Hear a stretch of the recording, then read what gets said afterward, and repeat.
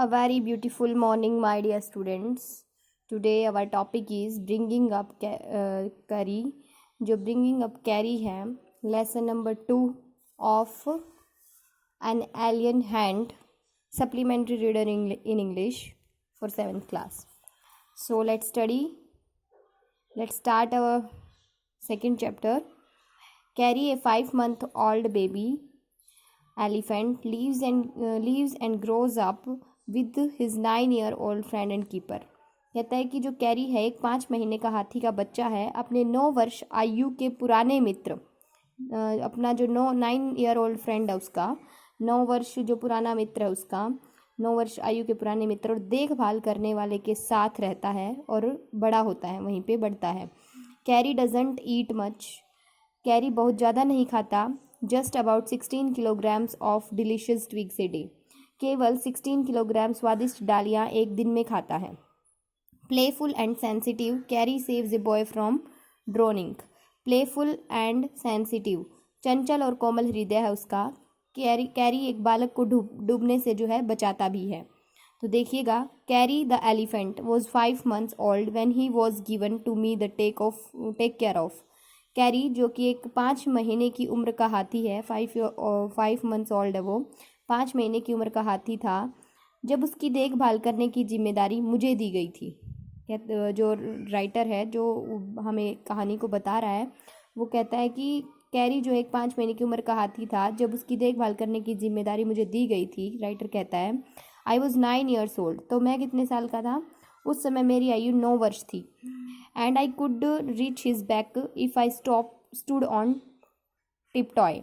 तो कहता है मैं केवल 9 वर्ष का था और मैं अपने पंजे की उंगलियों पर खड़े होकर उसकी पीठ तक पहुंच सकता था. If I stood on tiptoe, तो कहता है मैं अपने पंजे की जो उंगलियां हैं उन पे खड़े होकर उसकी पीठ तक पहुंच सकता था. He seemed to remain that high for nearly 2 years. He seemed to remain, वह लगभग 2 वर्षों तक मुझे उसी ऊंचाई का प्रतीत होता रहा. मतलब ही सीम्ड टू, वो मुझे लगता था, remain that high for nearly 2 years. मतलब 2 साल तक मुझे उसकी जो हाइट थी ना वो सेम लगी. मुझे लगा कि अभी भी वो उतना ही ऊंचा है. वी ग्रू टुगेदर, हम एक साथ बढ़ रहे थे. That is probably why I never found out just how tall he was. क्योंकि हम दोनों जो एक साथ ही बढ़ रहे थे इसलिए शायद मैं कभी ये अनुमान नहीं लगा सका कि वो कितना लंबा था मुझसे. ठीक है. ही लिव्ड इन ए पैवेलियन, वो है एक पंडाल में रहता था. और under A thatched roof which rested on thick tree stumps so that it could not fall in when Carrie bumped against the poles as he moved about. तो कहता है he lived in a pavilion, वो केवल एक पंडाल में रहता था. Under ए thatched roof, घास फूस की छत के नीचे रहता था. which rested on thick tree stumps, जो कि मोटे पेड़ की ढूंढों पर टिकी हुई थी, मोटे पेड़ की टहनियों पर टिकी हुई थी. so that, ताकि it could not fall in when Carrie bumped against the poles as he moved about, ताकि जो कैरी है इधर उधर घूमते हुए स्तंभों को धकेल कर न गिरा सके. मतलब उसके स्तंभों को, उनके पोल्स को धकेल कर न गिरा सके खेलते टाइम. इसलिए उसकी जो पंडाल था वो फूस की छत के नीचे रहता था और मोटे पेड़ की ढूंढों पर उसकी फूस की जो पंडाल था वो टिका हुआ था, ताकि जो कैरी है वो इधर से उधर घूमते हुए पोल्स को धकेल के ना गिरा दे. नेक्स्ट देखिए बच्चों, one of the first things Carrie did was to save the life of a boy. Carrie ने जो चीज़ें प्रारंभ में की थी, मतलब स्टार्टिंग में जब उसने जो चीज़ें की थी, one of the first things Carrie did was to save the life of a boy. उसने क्या काम किया था? एक लड़के के जीवन को बचाया था. Kari did not eat much but he nevertheless needed 40 pounds of twigs a day to chew and play with. कहता है कैरी जो है बहुत ज़्यादा नहीं खाता था, परंतु इसके बावजूद भी he nevertheless needed 40 pounds of twigs a day. कहते हैं इसके बावजूद भी उसे 40 पाउंड टहनियों की प्रतिदिन चबाने और खेलने की तो ज़रूरत थी ही. Every day I used to take him to the river in the morning for his bath. Every day, प्रतिदिन मैं उसके स्नान के लिए सुबह उसे नदी पर ले जाया करता था. I used to take him to the river in the morning for his bath. Sorry मैंने बोल दिया. कहता है he would lie down on the sand bank while I rubbed him with the clean sand of the river for an hour. ये कहता है he would lie down on the sand bank. वह रेतीले किनारे पर लेट जाया करता. While I rubbed him, जब मैं उसे क्या करता, जब मैं उसे नदी के साफ रेत से 1 घंटे तक रगड़ता रहता, तो वो क्या करता, रेतीले किनारे पर लेट जाया करता था और जो है कम से कम 1 घंटे तक लेटा रहता.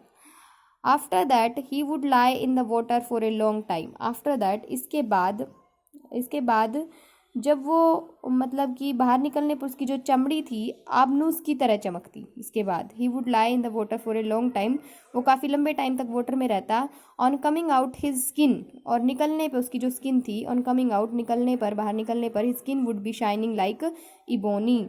उसकी जो स्किन थी वो कैसे चमकती थी, आबनूस की तरह चमकती. And he would squeal with pleasure, और जो वो था उस प्रसन्नता से चिल्लाता रहता. As I rubbed water down his back, जब मैं पानी से उसकी पीठ को रगड़ता. Then I would take him by the ear, तब मैं उसका कान पकड़ता. Because that is the easiest way to lead an elephant, क्योंकि किसी भी हाथी का नेतृत्व करने का ये सबसे आसान तरीका होता है. And leave him on the edge of the jungle, और मैं उसे जंगल के किनारे छोड़कर मैं while I went into the forest to get some luscious twigs for his dinner. कहता है जब मैं उसे जंगल के किनारे पर छोड़ देता और जंगल में उसके खाने के लिए कुछ मधुर और स्वादिष्ट डालियों के लाने के लिए चला जाया करता था, उसके लिए भोजन इकट्ठा करने चला जाता शाम के समय. One has to have a very sharp hatchet to cut down these twigs. एक बार इन शाखाओं को काटने के लिए इन शाखाओं को काटने के लिए व्यक्ति के पास तेज कुल्हाड़ी का होना बहुत ही ज़रूरी होता है.